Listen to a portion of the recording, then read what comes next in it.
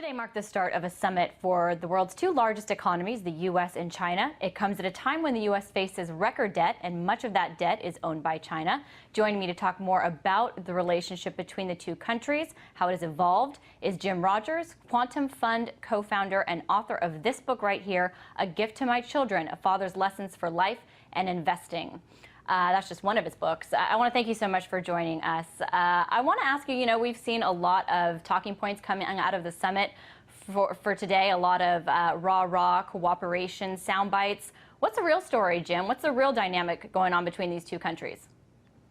Well, the main problem is the United States is the largest debtor nation in the history of the world, Ms. Lister. Not just the largest debtor nation in the world, but in the history of the world. And our debts are getting deeper and deeper. The rest of the world is getting upset about it. I hope every American citizen is getting upset about it, because it's going to be the ruination of America, and anybody who's a creditor to America has to worry about it.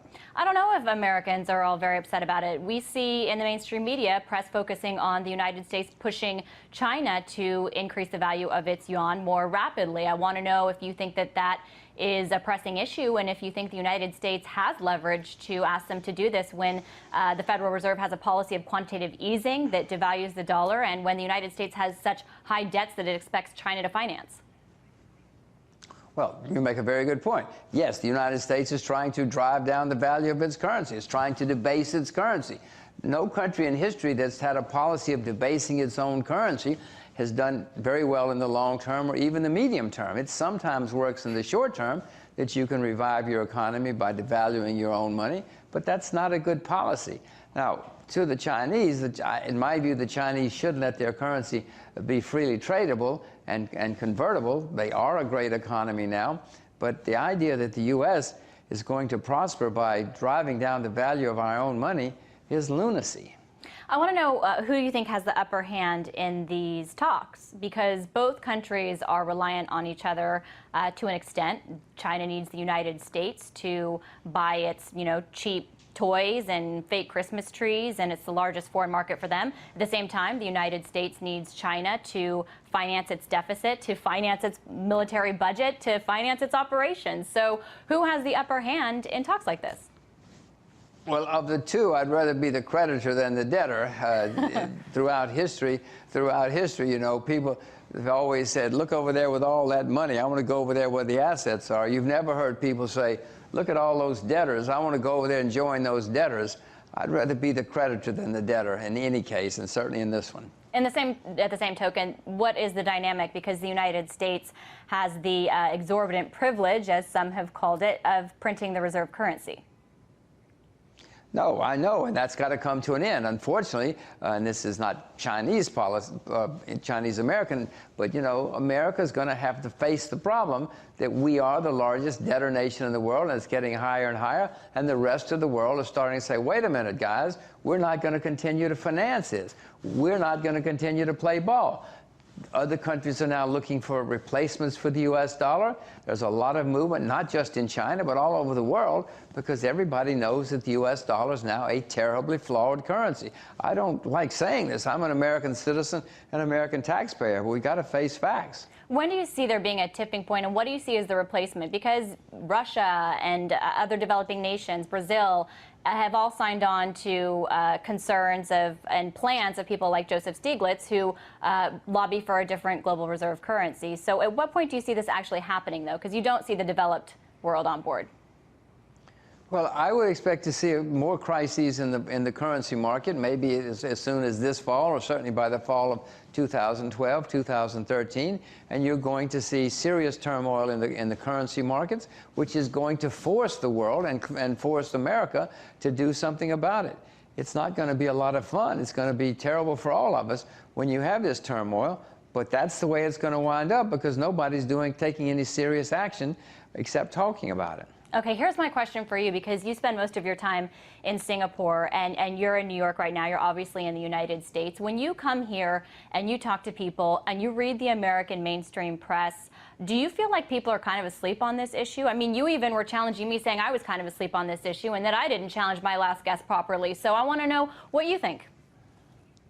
People are missing. I'm actually startled. I am stunned by how little there seems to be in the American press about it. I mean, the American press seems to be more worried about which TV star is divorcing which TV star more than anything else, when the rest of the world is sitting here very seriously concerned about the U.S.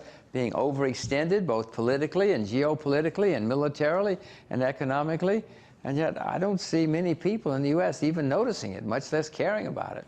And yet countries like China are still used to justify an existential threat to the United States, and for leaders to be able to push continued military spending, the United States military being the most well-financed in the world. I want to know what toll you think this is eventually going to take on the lives of average Americans who might be saying, hey, it hasn't affected me so far.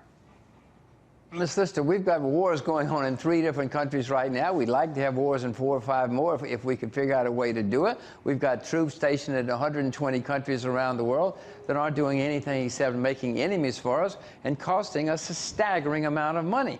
This is all going to come to an end. And unfortunately, no country that's gotten itself into this kind of situation gets out of the problem without a crisis or a semi-crisis.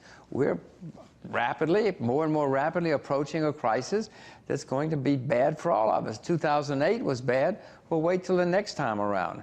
It's going to be even worse. Is China going to come out on top? I know in the last financial crisis, many said that they fared much better because they had a lot more control over their economy. Would they fare as well now? Some people are concerned over inflation. Well, China does have inflation. There's no question. We have inflation in America, too. They at least acknowledge it. We lie about it. We say there is no inflation. Well, I'm sure you shop, or maybe you don't shop. Maybe your butler does your shopping. But the rest of us who shop, chance. we know that prices are going higher. China's got that problem, and they're trying to do something about it. We're not. We're throwing fuel on the fire. But when the crisis comes, you said, again, China was a creditor in 2008. We were a debtor. The next time around, China's going to be an even bigger creditor, and we're going to be an even bigger debtor. I mean, you know how the world works. Debtors don't have much latitude when problems arise. Creditors usually do. And one just quick question. We saw the People's Bank of China put the yuan at a record high peg today. I'm curious if that was, one analysis that came out was this was more of a goodwill effort ahead of this summit. Is that what you think? Well, whether it's a goodwill or not, it doesn't matter, because the facts are that China's the largest creditor in the world and America's the largest debtor. The renminbi is going to go higher and higher and higher over the next decade. There's not much anybody can do about it, including China or including America. It is happening. It has been happening for 6 years now. They have been opening their currency more and more, and it's going to continue to open more and more, and it's going to go higher. Don't sell your renminbi, Miss Lister. Well, I know you're long on it, aren't you? So are you still betting on China? I certainly do. I certainly do own the renminbi, and whenever I can, I buy more. It's not that easy. You can't just pick up the phone and buy a lot of renminbi, but there are legal ways to do it. And wherever I get the chance, I buy more renminbi. All right. Well, there's our investing advice for the day. I want to thank you so much for being with us. That was Jim Rogers, co-founder of Quantum Fund and author of Gift to My Children, among other books. Thank you so much.